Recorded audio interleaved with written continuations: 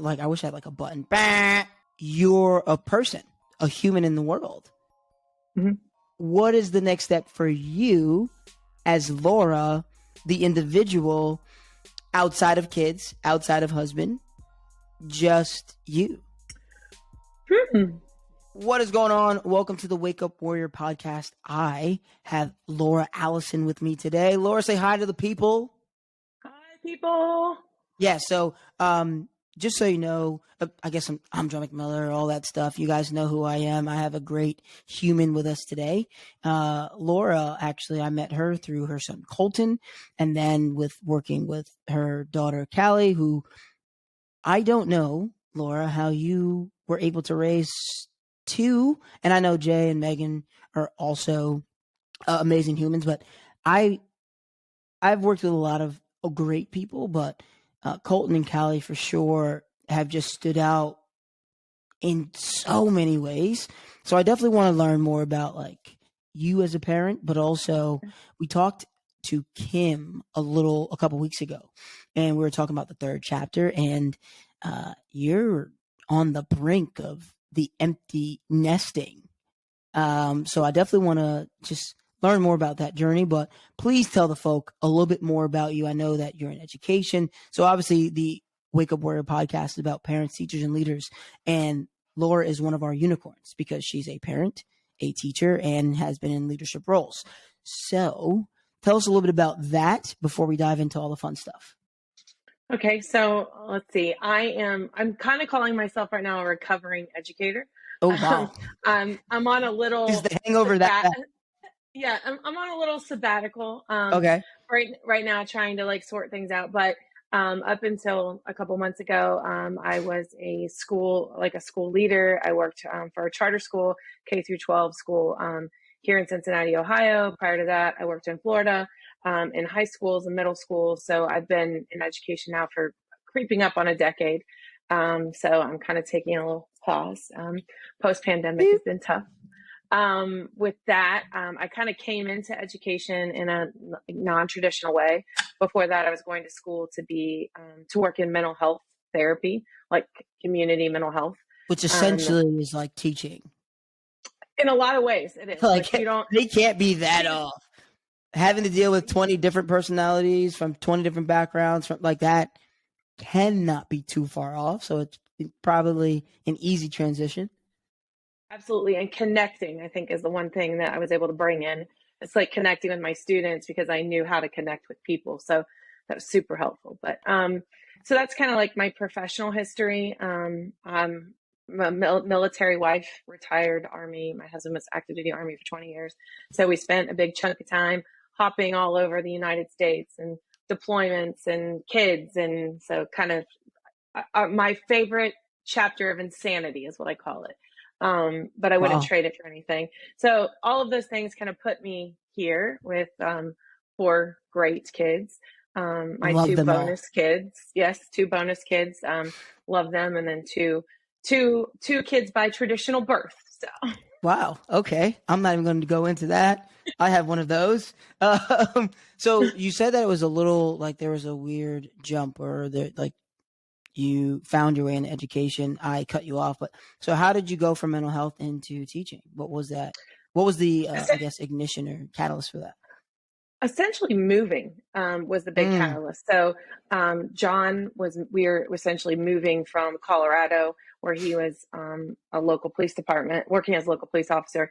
We were moving to Florida because he wanted to kind of go back to where he came from prior to the Army fun stuff. And in the transition, when I got down there, like the licensure changing it was a lot. I would have really had to almost get another master's degree to do it. And at the time, I had a middle school child and a elementary school kid. And I was like, I'm tired. I've, done all this. I'm ready to just kind of work for a while. So I ended up into education kind of that way. And it's got to be cool to have the same kind of schedule, school, like time-wise as your kids, especially when the family's on the move as much as you guys were. Yeah, it was that's probably one of the biggest selling points for me in coming in was that I was able to like have summers to travel to see our friends and family who now live all over the United States. And I had the ability to like be home in the evenings with them for sure.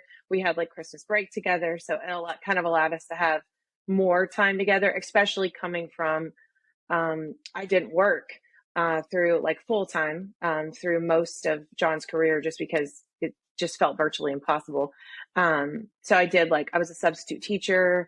I did all these things to kind of keep busy while he was gone, but it was nice to be able to like have a career too of my own.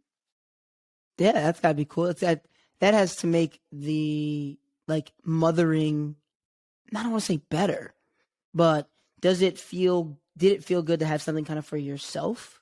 Was that I can only imagine being I was like a stay-at-home dad for like a weird little bit, and I much love the people who love that because it was miserable for me. So was that something that you found as like a positive outlet for you, kind of getting into the workforce? Yeah, I think I was like ready for the transition to have something that, because like they were at the place where they needed me less and less. So, at this point, Colton's in the middle school. Callie is in school all day. She's in like late up elementary school, third, fourth grade. So it was like they needed me less and less. So the way I did it was like almost seems seamless now when I look back on it, because Mm, like the whole time they were little and I was really doing Callie was in preschool and he was deployed to Afghanistan, Iraq. We're going through all that. I'm also like pecking on my bachelor's degree at the same time. got it. So it's like running, like I'm taking a class, I'm working a part-time job, I'm being full-time mom slash dad slash everything. And so basically, as I finished my bachelor's degree, he was retiring. So then it was Oh, like, bet. okay, let's start the transition. And then we decided I was going to get my my graduate degree to be a counselor. Got it. So then that was keeping me busy because that's a full-time job. That was keeping me super busy. So it was like, everything kind of, the analogy of the door always opened at the right time and it Sounds just like kind it of just fell kept into aligning, place. aligning, Yeah. aligning, aligning, aligning. So you mentioned both Callie and Colton. Mhm. I'm gonna go ahead and say two of my favorite people in the world. Jay, you're awesome as well. Megan, I spent very little time with Megan, but the way the other three talk about her tells me that she falls in line with the culture of the family. Like you guys, you and John have done such an amazing job, especially when it comes to Colton and Callie. And I think as a parent of one kid, understanding how I've had to tailor my parenting to her to try and like help her grow and thrive. How were you able to manage the different personalities? Like, what are some of the things, some advice, especially that you would give to parents of multiple kids, right? I can speak from girl dad and one kid, but what would you say is some of the things that you saw as like pillars of raising multiple kids? What are some suggestions you might give? I think one of the things that John and I did really early, I mean, probably shortly after Callie came into the world, um, we decided that like we really sat down and we were in like marriage counseling at the time. We hit that place where he's gone constantly. We have two kids. He shows up and suddenly we're a one kid family to now, oh, look, here's a 7-month-old baby crawling through the house. So we had a lot of it was time for us to have like a lot of hard conversations around like what's next, and what it looks like as two different people parenting. And so one of the things we just established right away is that our goal with all four of our kids is that we wanted them to be happy.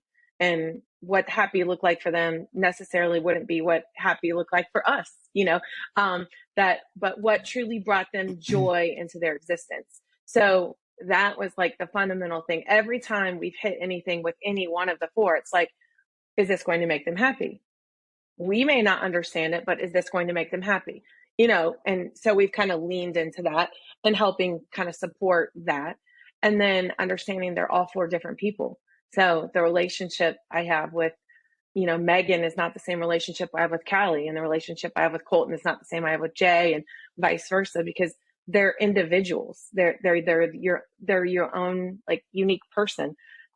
So I deal with you different than I deal with the next person I have a conversation with. So we just established that really early. Like, this is their personality. This is who they are.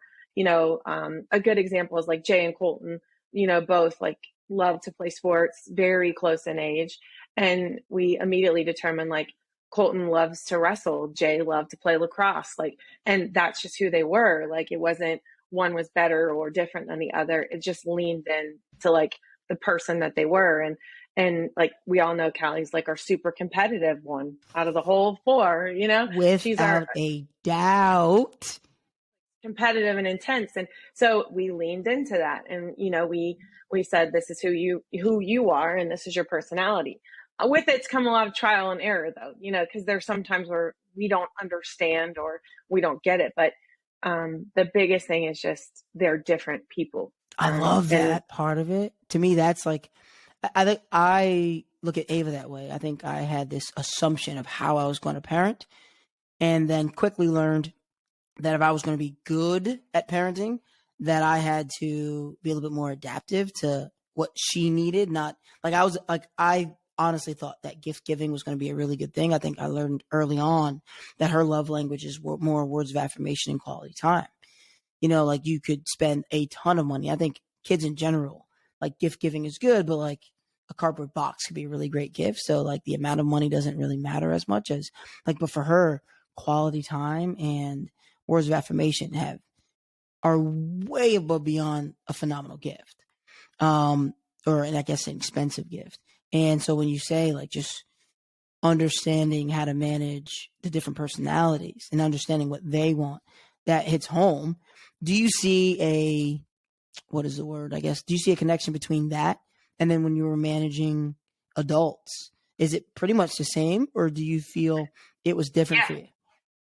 No, I think that's like really walking into any situation and realizing that everybody's their own person. So what you can't show up to any experience without bringing your own, I don't want to use the term baggage, but your own stuff with you. No, yeah. Oh yeah. So, like how you got here is not, no one's journey is the same. So even 4 kids with, same parenting, their journey is different. They met different people, different things happened at different times to them. So it's just kind of showing up and saying like, hey, we're different. We're just different. And our, we always said, John and I always said, like, we just want to raise good humans. We just want to raise good humans. We just want to raise good humans. Way. And the rest will take care of itself. It will. Like, at the end of the day, when you're looking at something like, does this make them a better human? Yes. Okay.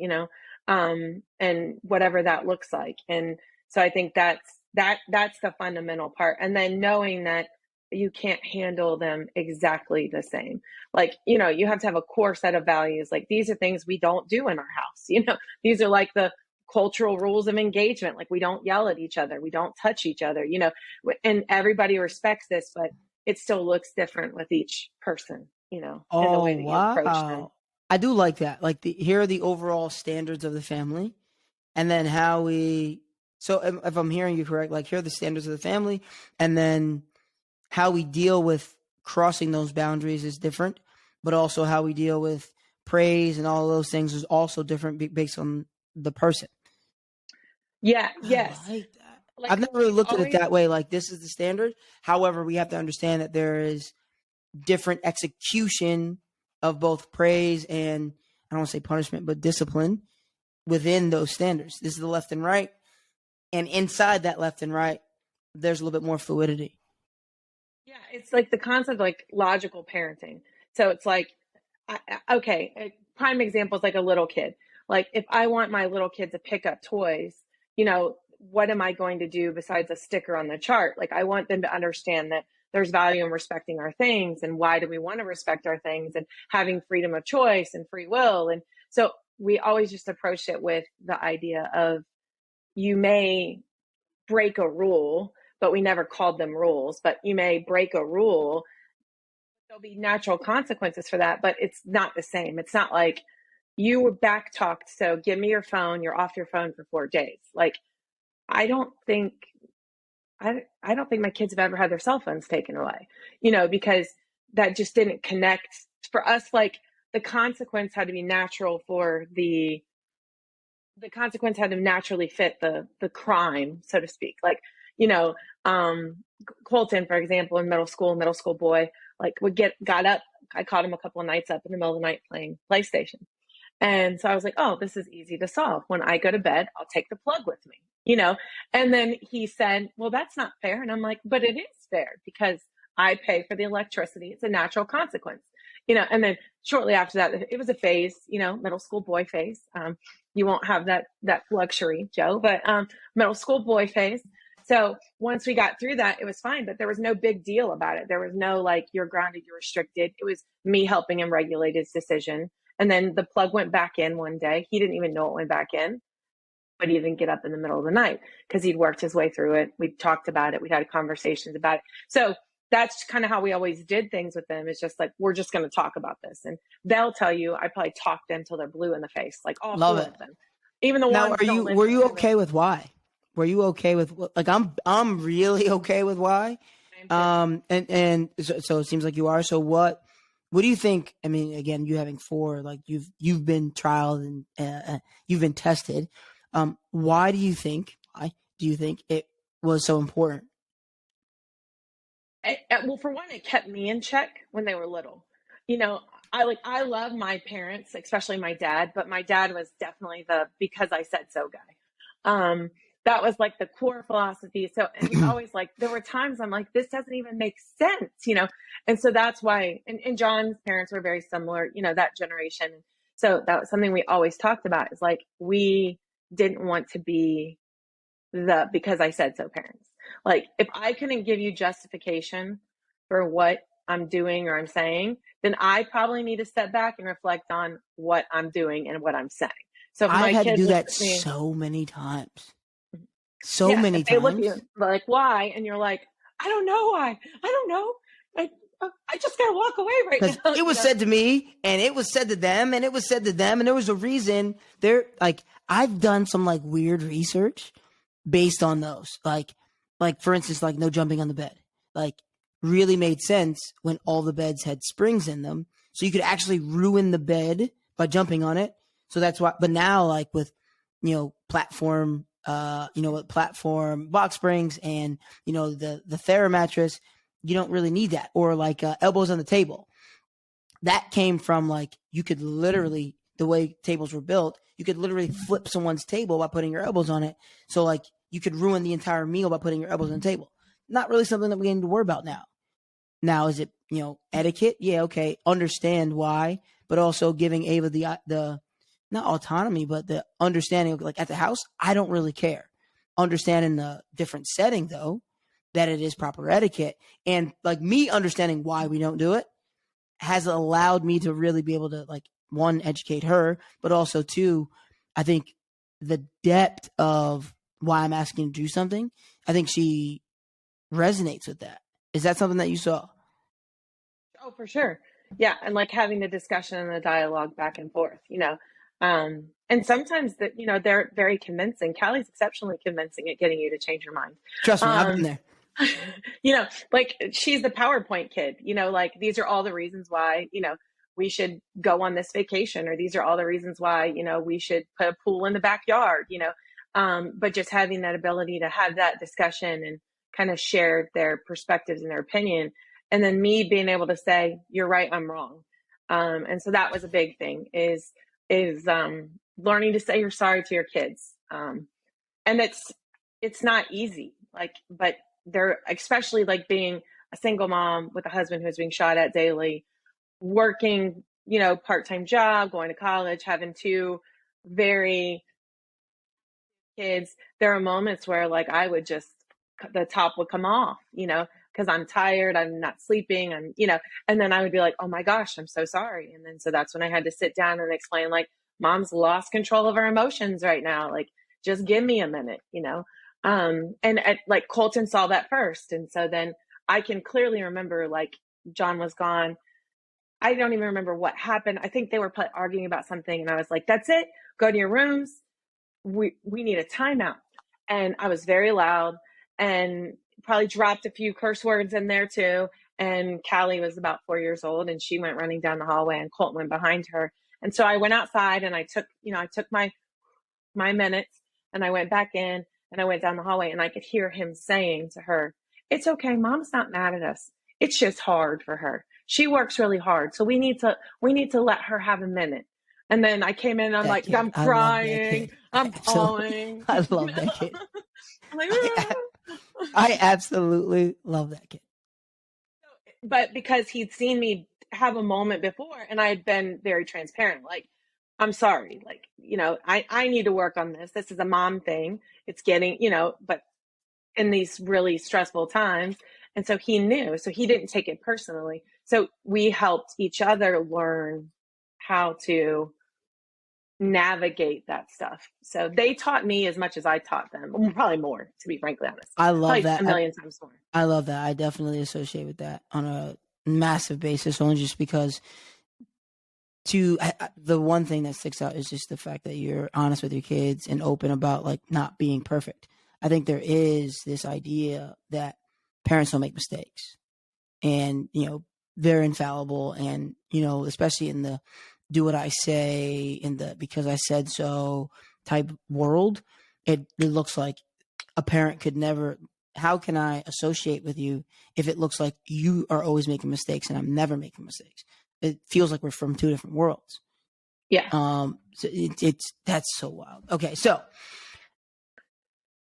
you have four great kids, two great kids that were in the house just recently, and now you're down to one, and that one only has a few months left.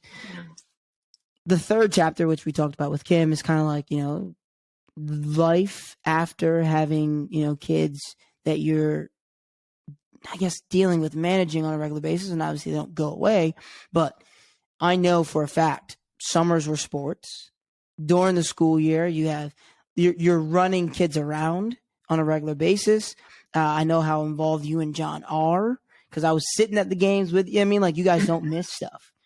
And so with so much of your time being wrapped up in other humans, and now it's just you and John,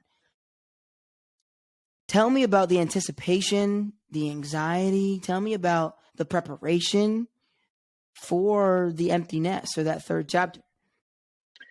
So there's like so many aspects to it. And I think this like probably definitely last few months has been like reconnecting and talking about, like, he and I spent a lot more time talking about, like, okay, it's here, it's coming. And not that we were caught by surprise, because like we've been having conversations, but like this is like the reality, like the knocking at the doors there. One, I think the biggest things is for us has been always trying to make sure that like we're still plugged into our relationship, because I've had so many friends and people I knew or acquaintances where like their kids leave and they can't make it. Like their They're relationship strangers. is, yes, it's like, who are you and what are you doing in my house? Even though you've been there for 30 years, but it's like, because suddenly you're in a different place. Like your life is not about somebody else. So I feel like that's one thing John and I've always done a really good job preparing for, probably because we both, kind of come from families where the parents were divorced. So we were always like, we're going to just make sure we invest some time in this relationship, because this has to be the forever, right? Like they're going to go have their own forevers, and not that we're still not the forever, but we're not the forever anymore.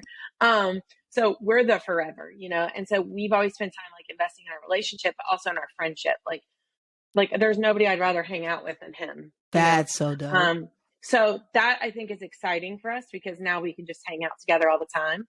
Now, How have you next September, and I might be like, I'm not sure about this, but right now it's like the best ever. Well, how do you? I mean, okay. So let me back up with the schedules that you guys have. He works a ton with the kids, still being super involved with Callie, especially, and Colton super close, and still developing relationships with. I mean, I see you guys at the games and stuff.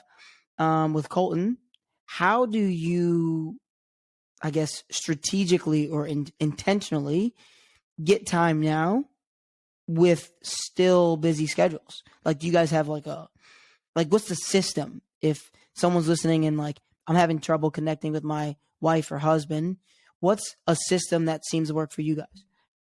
You have to put it on the calendar.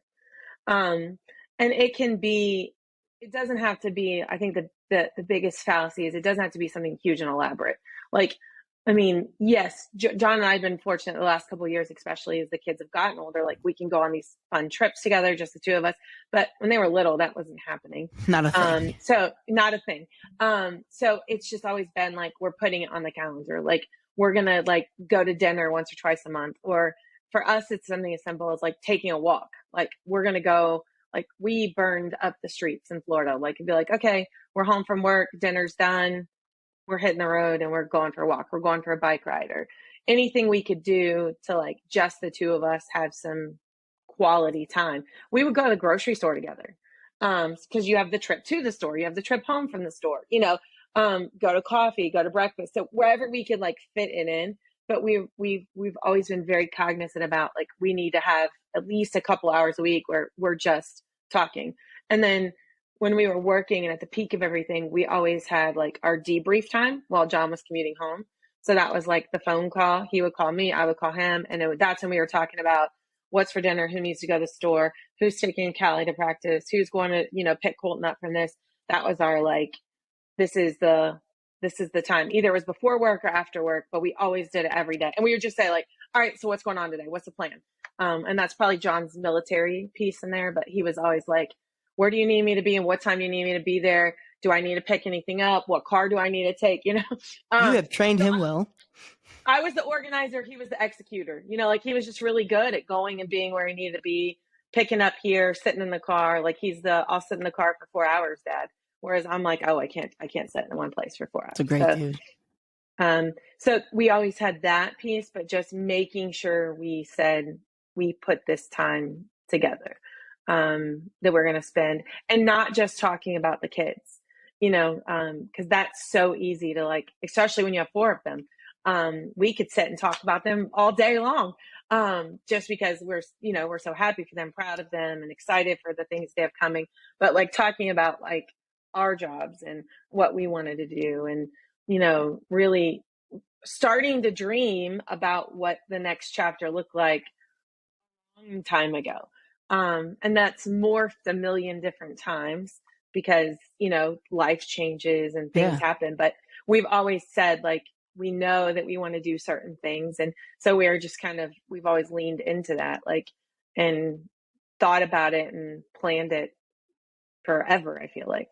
So it sounds like you and John solid going into the next chapter. Mm-hmm. What about for Laura? Like you've had John, you've had the kids. How do you, I guess, what's the anticipation? What's the preparation? What does the next chapter look for you specifically?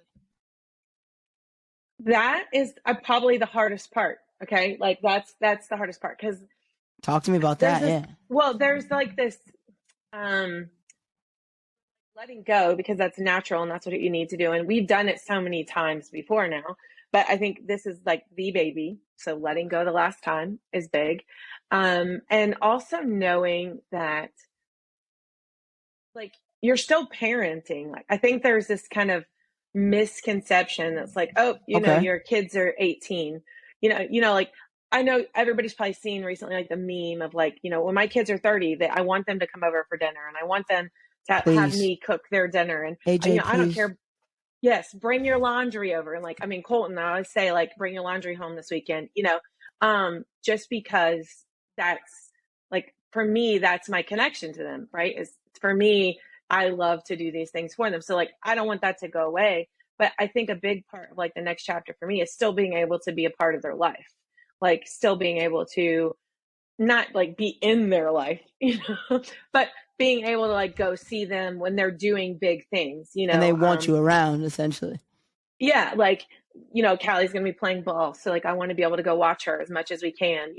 Colton's about to graduate college and we're not sure what the next chapter is. Which is so Megan wild. Megan just had a big career change, and so like, I want to be able to go and Jay just got assignment, didn't he? Cool. Yes. Cool city. Like Jay's in the Navy. He's getting ready to do his first deployment. So it's like, we want to be there when he gets off the ship, because that's important to us. And it's important to me. Like they're my little humans, and they'll always be my little humans, no matter if they're 50 or 10. And I just want to like be able to be there with them through the successes and hardships too. Like I want them to know that just because you grew up doesn't mean it's over. Like call me when you need something. Like I want to So be able to be there to help you. I'm gonna call. We're gonna like. I wish I had like a button. Bah! I wish I had like a button because we've talked about you and John, and then I try to say like yo, Laura, what are you gonna do? And you're like, oh, like okay, I want to be with my kids, which is great. Good job. You're a great mom. But let's act as if you're a person, a human in the world. Mhm. What is the next step for you as Laura, the individual, outside of kids, outside of husband, just you?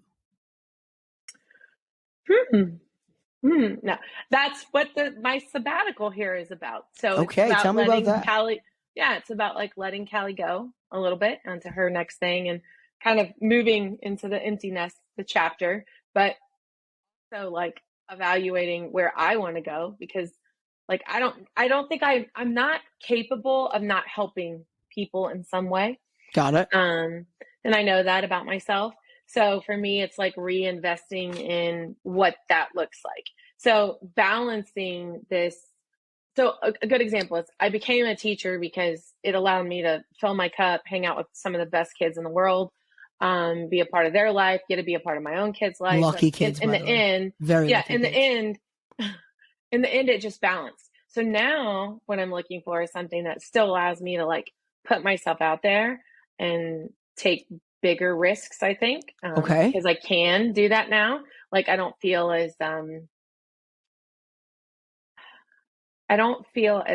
obligated to have stability because my kids are out of the house.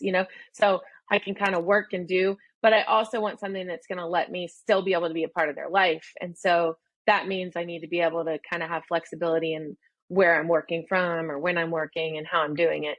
So I'm trying to align all these things that are like super important to me and that are non-negotiable into chapter 3 career for Laura. What makes you most nervous about the next step? Like we're gonna stay in that realm, right? Your kids are gonna love you forever. John is gonna love you forever.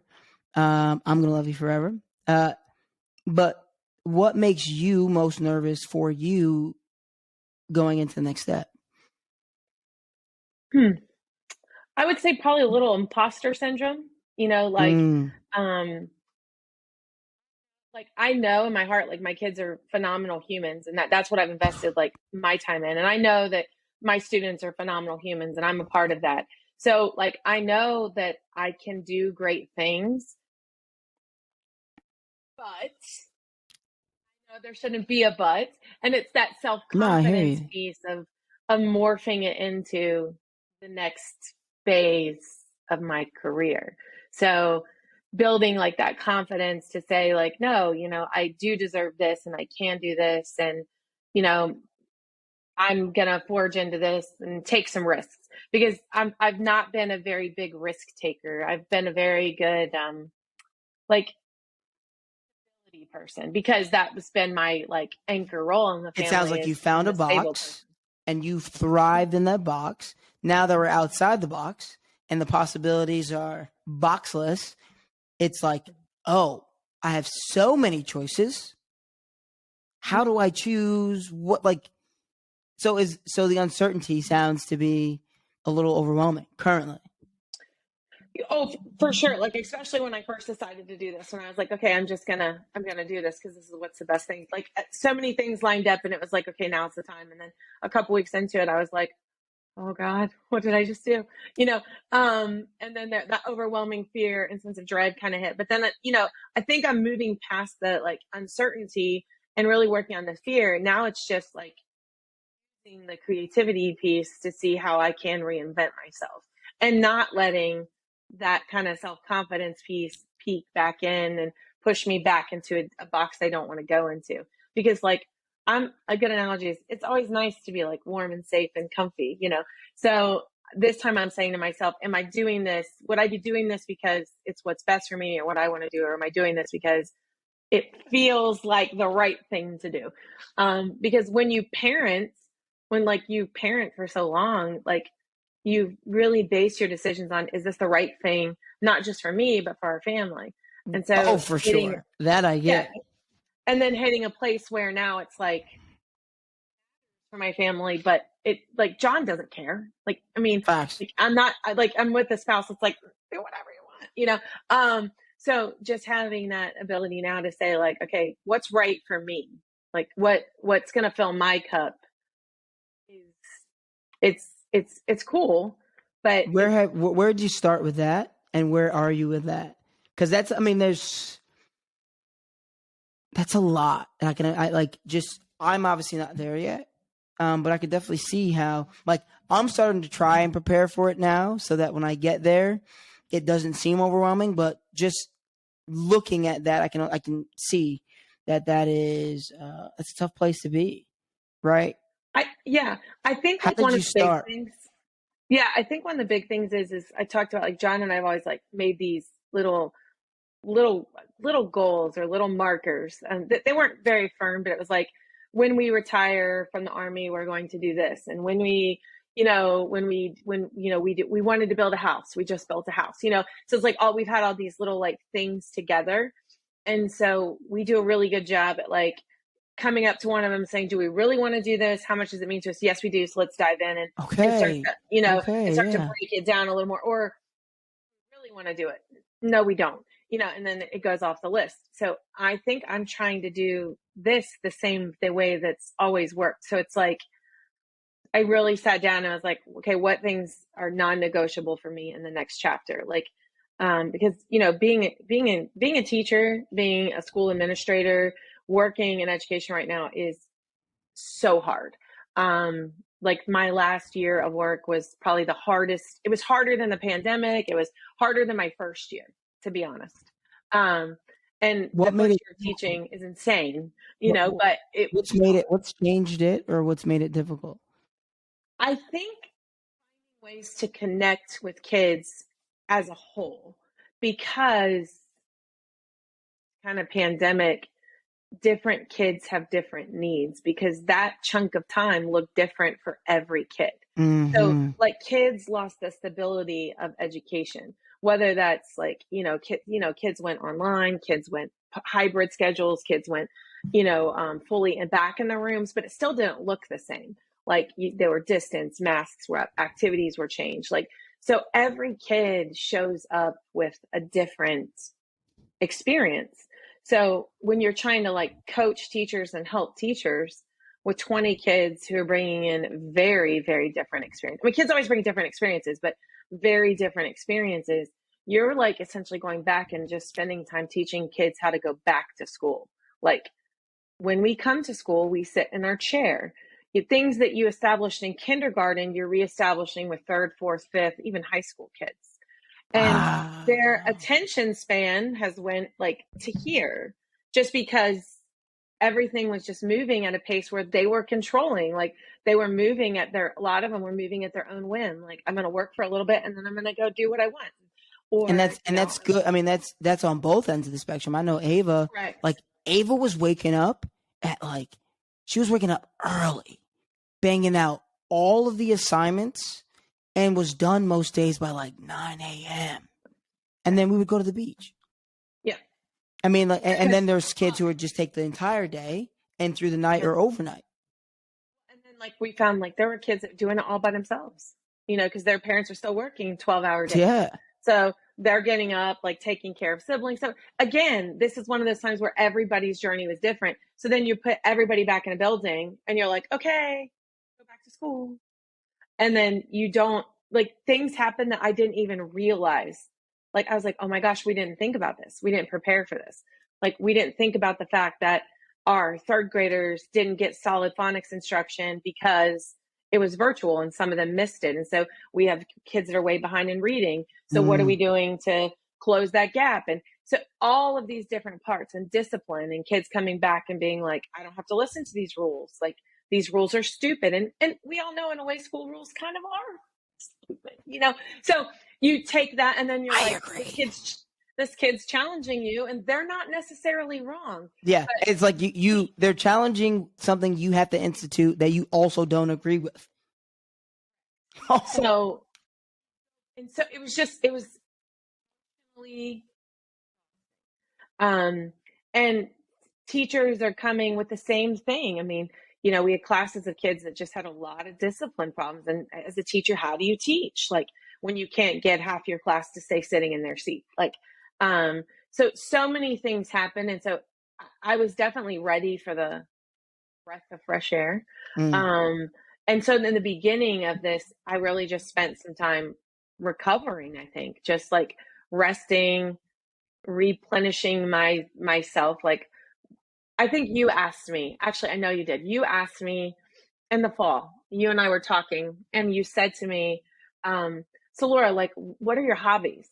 And I was like, what the hell are hobbies? Like, who has time for hobbies? Joe, why are you asking me this? But but then I realized, like, I had hobbies. I had hobbies, lots of things. Like, I planted, I did all these things. But this last, like, 18 months, I lost them, And I think education system, and then compounded with losing my sister, it was like the grief, the work stress, I shut down. So the timing has been like, okay, another door's opening. How do I navigate again into this next opportunity? Hoping it all aligns like it has in the past. The line is just if you give it enough time, it'll straighten itself out. All right. Yeah. So we're gonna switch. So this is like, hey, interview Joe, Wake Up Warrior podcast. We're gonna switch to like Coach Joe real quick. So actually, I guess no one knows this, but Laura is also one of the undefeated parents. She does the one-on-one programming. She's actually killing. I'm not supposed to say that. Probably there's some like oath I took, but anyway, she's absolutely destroying. She's 6 weeks in. Laura, if you want, I do have a 2-week workshop.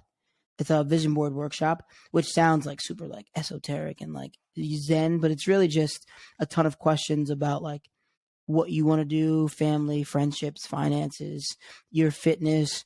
If you want, we can add that into your programming over the next couple weeks. We won't do it this week because I already sent you that stuff. But what I've seen, and I will say, I think more effective with moms because moms are more open to asking and answering these questions and being honest. Dads, we suck in some ways, but the ones who lean into it and let it happen do really well with it. But if you want, we can add the vision board workshop into your programming. I think it's really great for really just, I think just what I like to do is just ask tough questions. You have to provide answers to them. And then, like you talked about hobbies, things like that, not only because you do end up making this great vision board, whether it be a physical representation or digital representation, but also there comes with it action items. So where I think vision boards kind of like go left for me, it's like, oh, if I think it, it'll come to me. Well, like, I don't believe that, but I do believe that with a clear vision, you can set up action items, and it's not, some of these things may be that you want, in the next month. Some of them may be 5 years away, but as long as in some part your action items are helpful for that. So we should add that in. I'm just throwing it out there, and we'll talk more about that personally, but I will edit this video and then remember to tell you. But now we're going to go back to the podcast. Hey, Wake Up Warrior podcast. Hey. So it sounds like obviously like you're reconnecting with Laura. What are some of the things that you would suggest that, even myself, I have like 8 years before I'm third chapter eligible. What are some of the things that you would have done had you started thinking about the third chapter earlier that would be helpful to someone who is going to be there? So any of us that are going to be there, what are some of the things you'd suggest that they start doing now? Be as present as you can, because it's so easy to get caught in the just raising kids that you suddenly look back and you're like, whoa, how did my 10-year-old go to a 14-year-old? And how did my 14-year-old become an 18-year-old? Because it seems like it just goes that fast. And so Really does. hindsight, I wish I would have like more present for some of the little things, because as it, not only are you like doing their activities, but you're still human too. So, you're working, you're paying bills, you have your parent, like for me, like we're doing things with my parents and John's parents, because they're getting older. And so you're doing all of these things. And then suddenly you look up and you're like, oh, whoa, what happened? So being just really mindful and saying like, I'm going to set this time aside to just be with my kids and not let the other things be distractions, and not just family vacation, because I think that's like completely overrated. But just saying like, we're going to say we're going to have this time. And like, we've always tried to like have dinner together every night. Um, and whether that's been in the car with, cheeseburgers, like we're trying to do it together. um and that, I think those are the moments that I leaving that I miss the most. Like I cook dinner and no one's in the kitchen with me, or because like that's when we have like our best debates is at dinner time, and we talk about what they're learning at school. And so those were my present moments. And Mm-hmm. those are the moments I remember more than the vacations. And I remember more than the mom's day out. Like I remember those nights. Or like for us, like the pandemic came at the perfect time. I know that sounds horrible, but when it came to family time, I it was agree like though. perfect. It was Colton's senior year. He was getting ready to leave. We had been going a million miles an hour, and all of a sudden we just slowed down. And we were all in the house together and You we have were to be watching present with each TV other. together. Yeah, and we were getting to know each other on a completely different level. And So like you tried so many again, nights. again. I got to cut you off only because you went right into mom mode, and I Uh-huh. I love that. I do love that, Uh-huh. and I love the idea of like being more present with your kids. I have a good buddy Mhm. who said that it's probably one of the most powerful things I heard about parenting. He was like, sometimes you just miss your kid and they're right with you. And he was talking about like missing an older version, like they're 18, but you missed that, like you said, like 18, but you missed the 14-year-old version, 14, but you Mhm. missed the 10-year-old. Like, yeah, I can already tell because I've seen it like kind of happen where like Ava's really cool with holding my hand on the way to school. Like right now, like when we walk to school, I know that's gonna leave, and I'm already. It hasn't even happened yet, and I'm like, damn, she's not gonna want to hold. Like I can feel that. But for Laura Uh-huh. specifically, what are some of the things that you think might have been helpful for you? Like as far as the uh knowing, I guess not even. I don't want to say knowing who you are, but your personal transition. What are some of the things that you might have done differently for your personal transition into the third chapter? So, like, I love your kids and I love your husband, but we're talking about Laura for the rest of the podcast. So I think hmm, I would say probably the one thing that is I would have spent more time like tapping into myself. Like not like hobbies or whatever, but like really spent more time in like what what do I love? Like getting to know myself. Because I think like I spent this, you spend like your teen years, like really all about you because that's what it's supposed to be. And Yeah. then, I was a mom at 22. So I kind of skipped over that. I went from, kind of selfish 21-year-old to, okay, here I have a baby and then two older kids. And now I have to be a responsible adult. So I kind of just sight of who I am, or not say who I am. I don't think I ever really figured it out. Is the best way to Got describe it. it. Like Okay. I went from being a kid to being a parent, and Oh, I love the honesty. obviously Yes.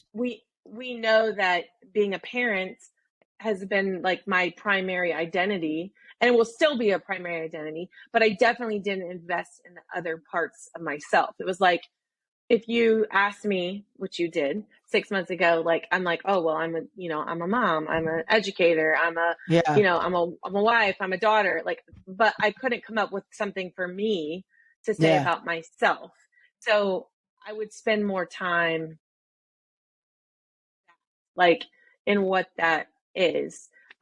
So maybe it would have made this like little period here a little less intense. But at the same time, like, I don't regret that I didn't, No, yeah, but I I get that. like if I were sitting down, like especially with like a young mom, because like most of my experience comes like I have friends who waited to have kids until they were like 30 or so their journeys look completely different because by the time they were there, they really had a better grasp of their identity.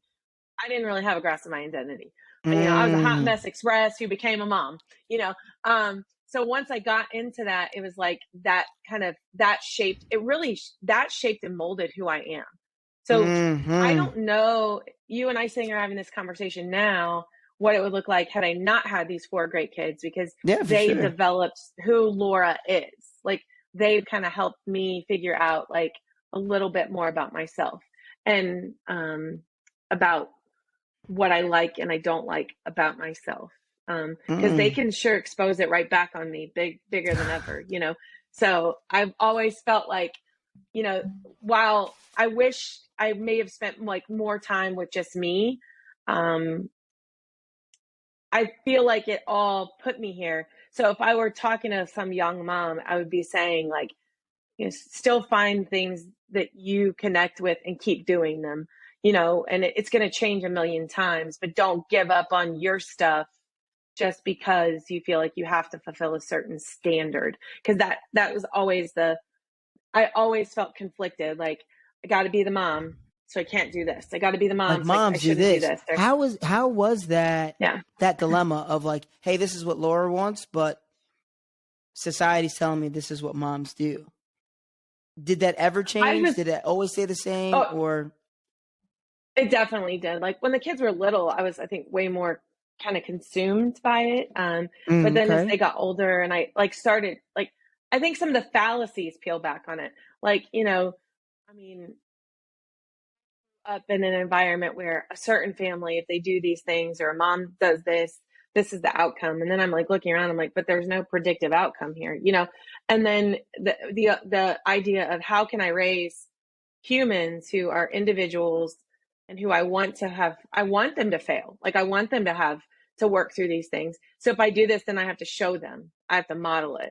And so as my kids started to struggle, you know, as they get older, and it's not like grade school struggling because it's not like you go from like, okay, I'm helping my kids navigate a playground argument to, you know, your kids are dealing with stuff around drugs and sex and mental health. And when those things start to come into your I'm not house, you ready. suddenly, yeah, you Come to your suddenly have house. to like, Wait a minute. No, I'm joking. well, the conversations are, Oh, you no, so I suddenly get have it. to like pull the blinders off and you're like, okay, I can't sit up here on my ivory throne because this is crazy. Like we have to like have a real dialogue and talk through this. So I wish that I had a lot of that as I went. But I think if I would have been stronger connected to myself, it wouldn't have taken me so long to not feel that juggle. Like if I would have had like stronger convictions in my identity, it would have you know, it wouldn't have been so challenging for me when they were little. And like I showed them who I was, but they were still very conflicted by it. Like I had the whole bad mom narrative, you know, and I just had a place where I'm like, that's bullshit. Like that's bullshit. Like I'm Yes. showing up every day. I love my kids. That's bullshit. I so love once that. so once I hit that place, I think that gave me the freedom to be more authentic.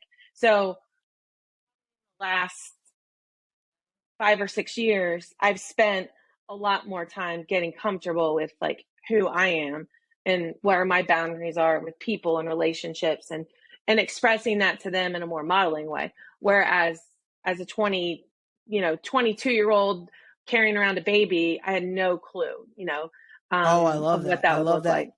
I love the way you said that, like the transition of and when you started to realize. But I think what stuck out to me most was when you're like, oh, like there's no predictive outcomes. It's really not.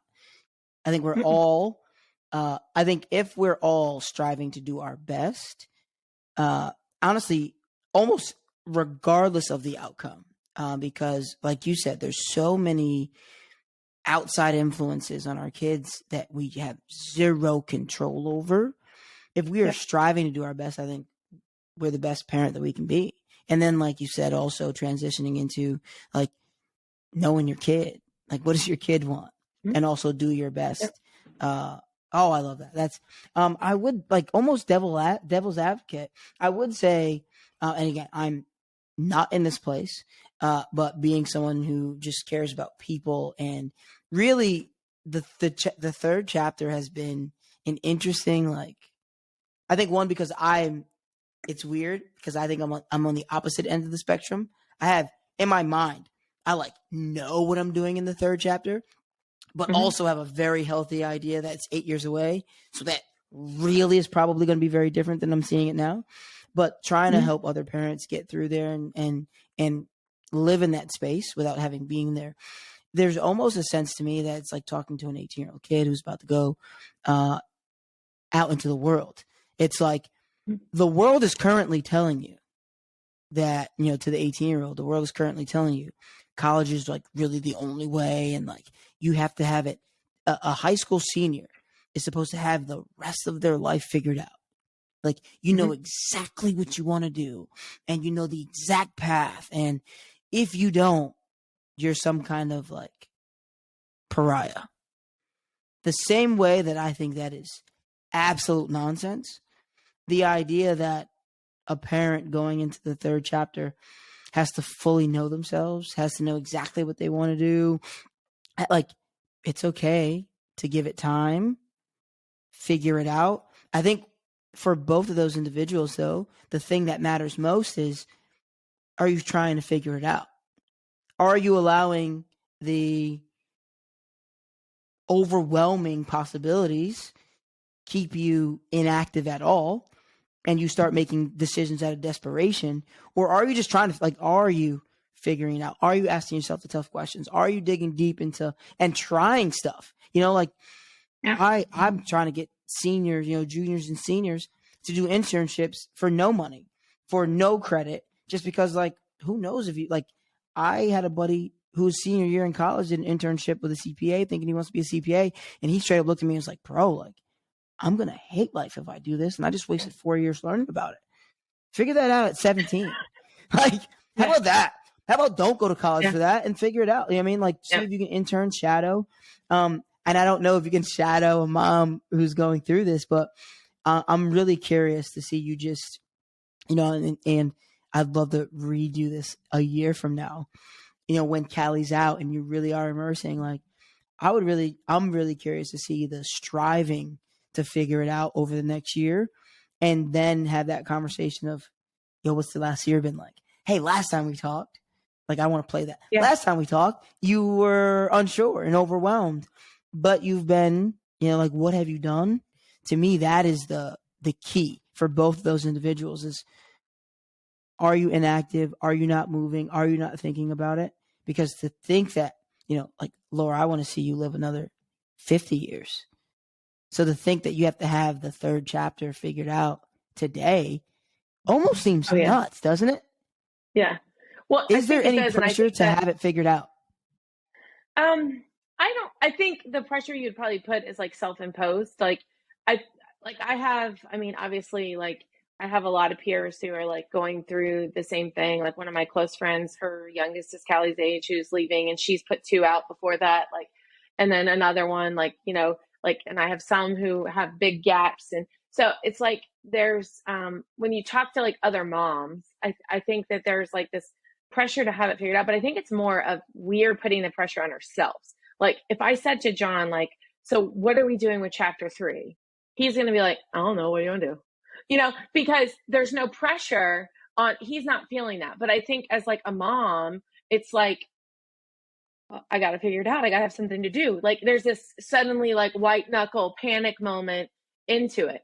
And I know I would have been a person who would have just kind of kept putting it off, putting it off, putting it off, had I not just said, okay, for you to put your feet to the fire and say, yes, this is about chapter 3, but it's also about yourself. Like, what are you doing?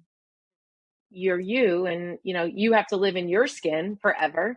So, what are you doing to make sure that when you are by yourself, or that you're feeling that sense of fulfillment? And then there's that other sense of modeling to your adult children. So like when they call and they say like, I hate this job that I thought I was going to love, or this isn't working out for me.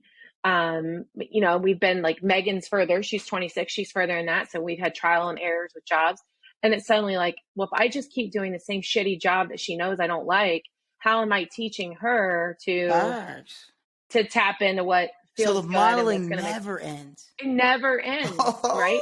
Like it's non-going. And then I think like someday there's going to be grandkids, you know, I mean, 4 kids, that's odds that one day it's going to happen. Can't wait. And so then it's like, what am I, you know, what do I want to be grandma, but I also want to be like grandma, you know, and how am I going to have a grandma role, you know? So it's there, and it's that constant moving thing. And I think because I know,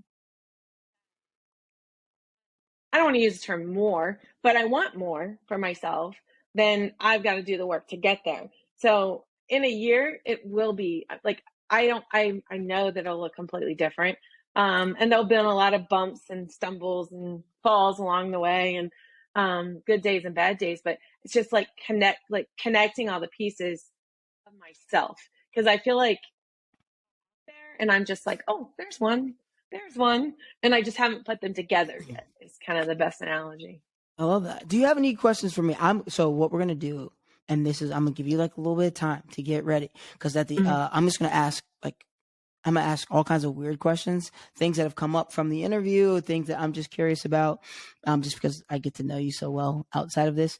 And so, is there any questions that you have for me? Anything that like you're curious, like, yeah. So you said that you have like your romantic version of chapter 3. Yeah. Even though you know that it might change, but what is your version? Just because I like to hear everyone's versions, because I might steal a little from this is like in detail. Okay, so chapter 3 for me is, in my mind, I am renting out the townhouse that we currently live in, and I am living in the van that we've bought, which would be like from 2 or 3 years from now. So I'm living in the van, and I drop Ava off at school, or she is working towards whatever she wants to do. But in my mind, she's got 4 years of dad being here in the United States. So whether it's school or other endeavor, I am super fluid on that. Like, I just want her to be happy, kind of like what you guys were saying. She's got 4 years. And that coincides with 1 month in every state in the US. So a lot of the online stuff that I'm doing, the podcast, like all of the things that I'm kind of involving the business in now can be remote eventually. And so like the remote coaching with you, the podcast, the online PDFs and stuff, like all of that can be remote. So I want to continue to work, but I want to spend 1 month in every state, continental state of the US. That'll be 4 years. After the 4 years, hopefully she's slightly more established, or she's graduating. And I like the idea of being in the US for 4 years, because I feel like there were definitely some moments I probably should have called my parents to come help, or maybe I didn't. But like, I want to be close enough to where like I can park the van, fly in, take care of some stuff. I'm moving her out. Like something happens, because it does. I want to be kind of close. As she gets established, though, after the 4 years, I know this again. We're going all the way in here, and I love getting on record because I've never actually done this. After the 4 years, I want to 3 to 4 month it in different countries where it's more immersion, like similar, still running the business, hopefully. But I don't like, I love vacations. I love like going to places, but I love going to places and like finding a coffee shop and like really, like I want to learn a couple of different languages. I want to really get to know like psychology, I guess anthropology would have been a great career track for me, because I just love learning about people. I think it helps us connect. I think it helps us move differently, understand differently, deal with people better. Like you're saying earlier, like the better you know someone, the better you can lead them. And not world domination, but I will know a lot of people. So I want to do that essentially until if Ava decides to have kids. And then I want to, I guess, helicopter grandfather, where during the school year, I don't want to live with them, but I want to be close enough to where if it's okay, I can be the grandpa can stay with, you can stay with grandpa for the weekend, but also like want to be like, if Ava's doing some kind of thing, I can be the pickup grandpa. Like, I 100% believe that me driving Ava to school and picking her up, that 30 minutes because she goes to a magnet school, is the reason why we're close. 100% believe that. So I want to kind of, if I can, get that with my grandkid. My mom does that with Ava when she's here, snowbirding. So like, really see how that strengthens the connection. And then in the summers, I want them, the one, or if she has multiple kids, I want them for 2 weeks in whatever spot that I go to. So that starting young, they can kind of get the same, like, I think I've learned so much about myself, but also how to handle people by immersing in different cultures. So taking them for 2 weeks, but then the rest of the summer, I'm out. I'm in that spot. I'm gone. And kind of like snowbirding, but not like school birding. School birding. I like that. Is that right there is the third chapter in Joe McMiller's 37-year-old version right now. And then I just ride that out. Like, to me, like, that is a phenomenal life. Obviously with some caveats, I'm sure things will change, but for me, that's how I see, like, I'm setting that up the best way that like I told you about the vision board. My vision board is essentially that. And a lot of my current movements are setting me up for things along the way. I call them checkpoints, but also like, that's where I'm headed currently, with the full knowledge that I could go to sleep tonight, wake up tomorrow and be like, I'm not doing any of that shit. I want to do this now. I think most of that, I find it hard to believe that most of that won't happen just because of the nomad in me. But if it has kids earlier than expected, that changes. Like, there's so many clear variables that would change that for me. But right now, that is the plan. And 15 minutes later, that's Joe McMiller's third chapter. I love it. Yeah. And honestly, that came from, again, having a lot of conversations with people who are transitioning into the third chapter. Like, for me, it was like, okay, what does 5, 10, 15 years look like? And I think and I'm not there yet. So I don't want to say like, oh, I'm not overwhelmed. Like, I think where I've kind of made peace with it, because I was really overwhelmed, which is odd, right? Like, she's 10. I was really like, what is this next thing look like? I think some of that kind of took care of itself once I had the plan, knowing that the plan is not going to look exactly how I see it. But just the motion, like I've always said, like, motion creates emotion. Just the direction itself, right, has helped any anxiety that I had for that, or even just like in general. Yeah. Sorry, that was I get really. No, I love hearing that, because it's like it all. I mean, like, see a theme with like so many people, like, they want to give their kids space, but they still want to be able to be a part of that chapter for them too. Well, definitely. When you said that, I was with that. Yeah, like, it's, and then like, so for our situation, because our kids are going to be all over the place, and we know that we have to be portable.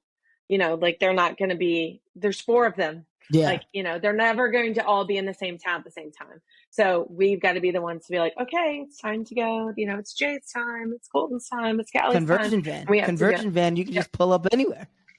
Yep. And we're thinking about that, actually. So, yeah. I even know, I mean, obviously the van will change, I'm sure, but like, I've seen the van. Like, I know the van that in your mind. No, I've seen it. I mean, with a couple tweaks, there's this VW Bug that was converted with just beautifully. I'm not. I might throw that picture up here somewhere, that video, but beautiful conversion with everything that I would need, off grid, on grid. It has a sleeper upstairs, so like if Ava or the grandkids want to come, like they have their own. Like, yeah. Anyway, I have a couple questions for you. I'm gonna start off with your, like, I know that your brain goes to like other people first. So I'm gonna start off with other people questions, and then we're just gonna rapid fire on Laura herself. Okay. First question is, what would you say? Obviously, like you and John have been married for quite a while.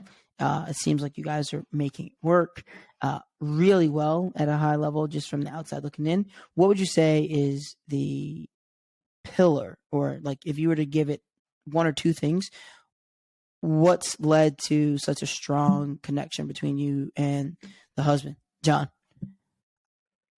Forgiveness, Mm.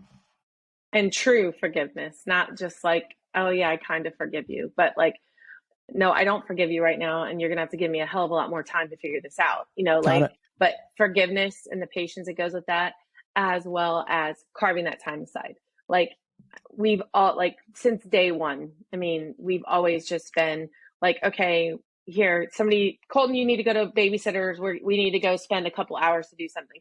So we've always just kind of let that be a central priority. So those, especially when you have big chunks of time apart. So forgiveness and making it a priority to just spend time together. For when it comes to the kids, outside of managing the different personalities, what would be the best and worst, the best advice that you got as a parent, the advice that you would give as a parent, and the worst advice that you got as a parent? Whew. Okay, the best advice I got as a parent was that unconditional love has to be unconditional. And it sounds Mm. very cheesy, but like, to be unconditional. Like you can't withhold your love from your kids because they're not behaving a way that you want them to. You know, you Wow, can't. wow. You Okay. you can't. Like unconditional love has to be To be unconditional. unconditional. I love Um, that. I yeah, actually love that. and and it has to be all the time, every time. And I think that's probably something that John and I probably carried into our marriage too. So Let it's love just lead like the if you way. truly, yeah, like if you love someone unconditionally, then you love them when they're a hot mess, and you love them when they're at their full success and beauty. And so I think that's always been the catalyst for parenting, like the best advice. Um, that would probably really be the same advice I would give someone is, the Perfect. two things is your kids are humans, and you have to love them for the human that they are, not the human you want them to be. Um, Woo! Oh, I love that one. like they're going to be messy and their own selves, but we have to, we just have to show up and love them every day And for then the that. worst advice you got. And the worst advice I got was, like, you're the parents, you're in control, and I actually like took a class years ago that was like, take your authority. And I'm like, oh, well, I have authority, but I don't need to take it. I'm going to make sure we earn that, like they're going to know that Um, mom means business, but I don't ever want my kids to be afraid of me. So like shifting away from that kind of authoritative mindset. wow. Okay, I love all of those. If you were to choose today, what is the job that you're afraid to admit that you'd love to have? A professional writer. Really? Speaking of that, I didn't even mention it. The blog. You got to check out her blog, which is in construction, but also already up. And I see where Callie gets her great writing ability from, or maybe vice versa. I don't know, because Callie has a blog as well. A little bit of both. A little bit of Yeah, both. exactly. Like you said, you learn more from them than vice versa. You do. So t- we got a couple more questions, but tell me a little bit about the blog. What is it currently, and what is it transitioning to? And I definitely want to know the book that you want to write. So the blog I kind of started it when I was in my beginning stages of my recovering educator phase. Yeah, Um, and it so kind of it's was like very an raw. AA meeting. It was kind of like I. I'm sorry, I'll let you describe, but it was low key like a TA, Teachers Anonymous. Yeah. Um, so I kind of threw that out there. I am like, that's what I'm working on is kind of recreating it and reinventing it. It's probably definitely like, I definitely can't abandon education because that's my heart, and it needs like so much, and it needs so much love, but it's definitely going to connect back, I think, to the parenting side, because as an educator, I can teach and train educators 100 different ways, to run a classroom, to be in a classroom. but kids need love at home, and they need to be able to show up to school and be ready to learn. And so just connecting all of those pieces together is kind of the direction I'm going into. So kind of finding a way to bridge the two. I love that. And that's so okay. It's certainly becoming a bridge, you said. So what's the book that you would write? I honestly would actually probably write a book about my experience as a military spouse. Because that like decade, just 12 years, just completely shapes who I am. It did, like, it taught me things about myself that I didn't know were humanly possible. So I think in like just about that experience and the grit that goes into that, and the relationships around that, and the people I met from that, and yeah, that's What's definitely what I advice like that you right would give a military wife currently? now. You have to love yourself first. Like, the best analogy I can have is like when you're married to someone who's in the military and who is like married to your spouse is married to the military. So you're going to have to be the other woman at some point in Contractually time. obligated. Correct. Yeah. So it's like your spouse is married to two things, you and that.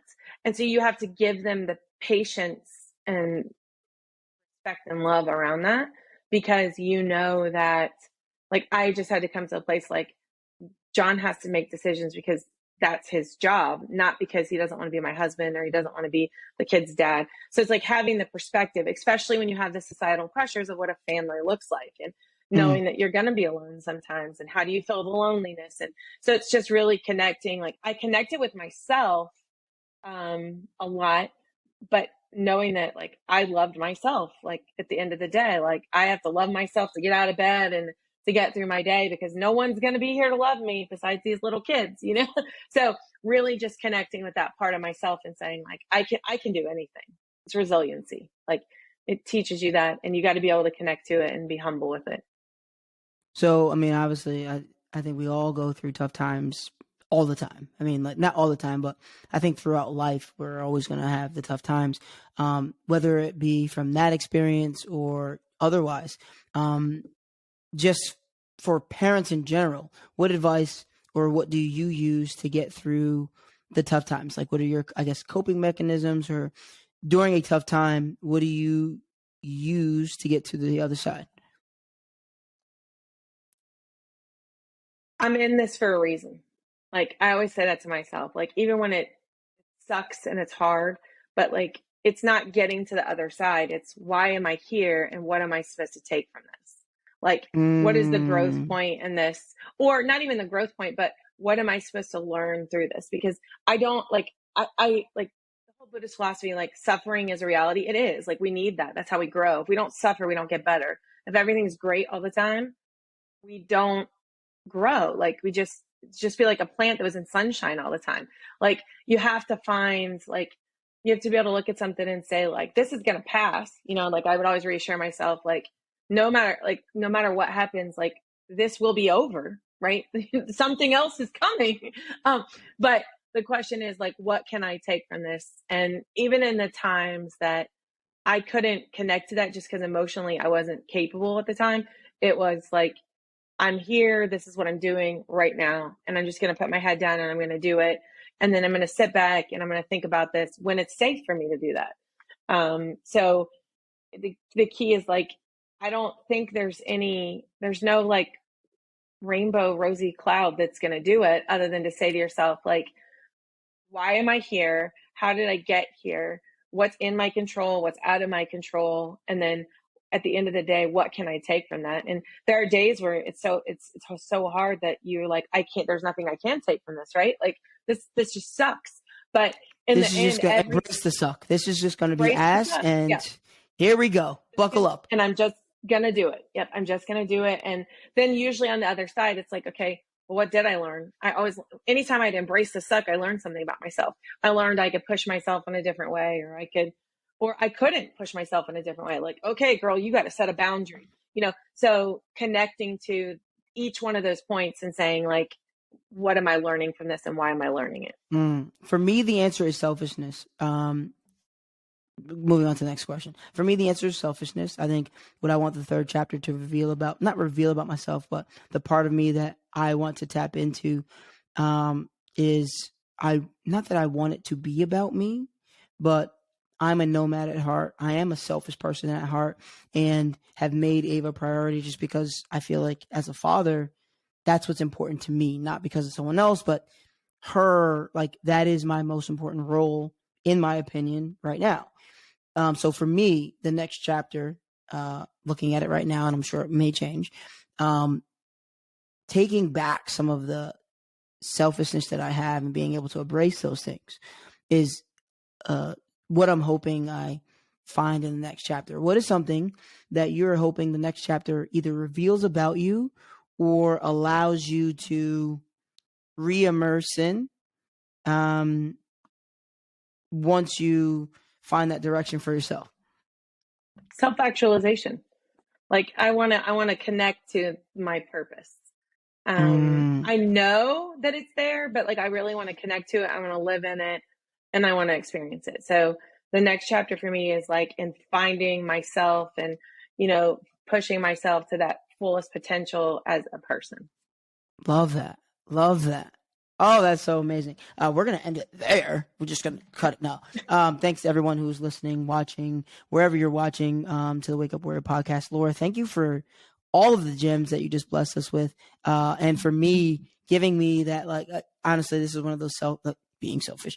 This is one of those things where I, again, love having conversations with people who are already there because there is, like you said, there's certain uncertainty that comes with it. So to hear some of the things that you're already kind of like going through, but also managing so beautifully, it's pretty wild to see that. No, don't make that face. Like what I just heard was said, like putting all the things together, like, yes, it's overwhelming, it sounds like, but like you said, like, what are you taking from it? Like seeing, I think someone who can admit it's a lot and you don't have it figured out, but then also the mentality is I'm going to take something from this.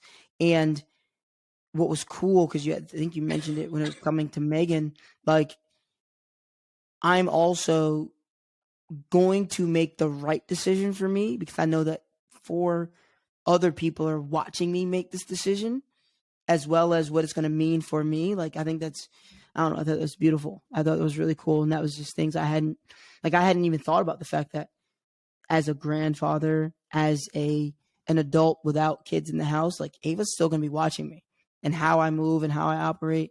That was really, really smooth. If you want to find out more about Laura, you can find all of the things in the description here, whether it be on YouTube or one of the podcasting platforms. If you haven't watched it, you should watch it because she's awesome. And there's going to be lots of on the screen stuff. If you're listening to it somewhere, please share it with somebody. Please rate it. Please review it. All of those things. Sorry, Laura. This is the part where I have to like ask people to like help me out because I need to be in the van at some point. And so sharing now allows me to get more van time later. And I appreciate everyone who does it. Do you want to say anything in closing? Do you have anything? I let you ask one question. But if you have any others, please let me know.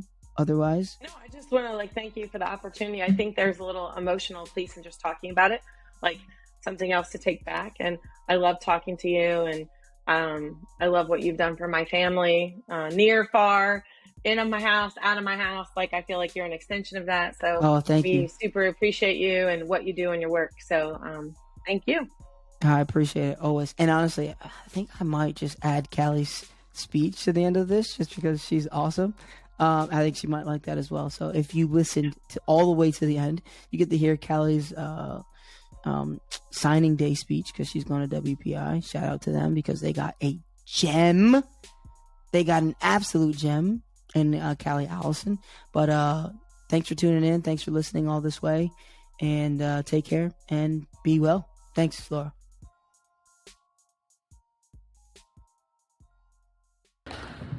First of all, I know Coach Greg stands him a ton of things. Coach can be a better athlete in person.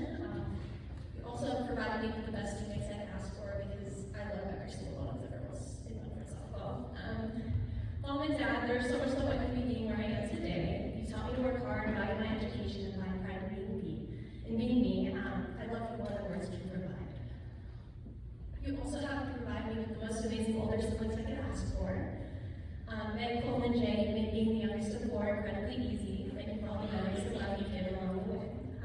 do have a couple of coaches I would also like to thank from Florida.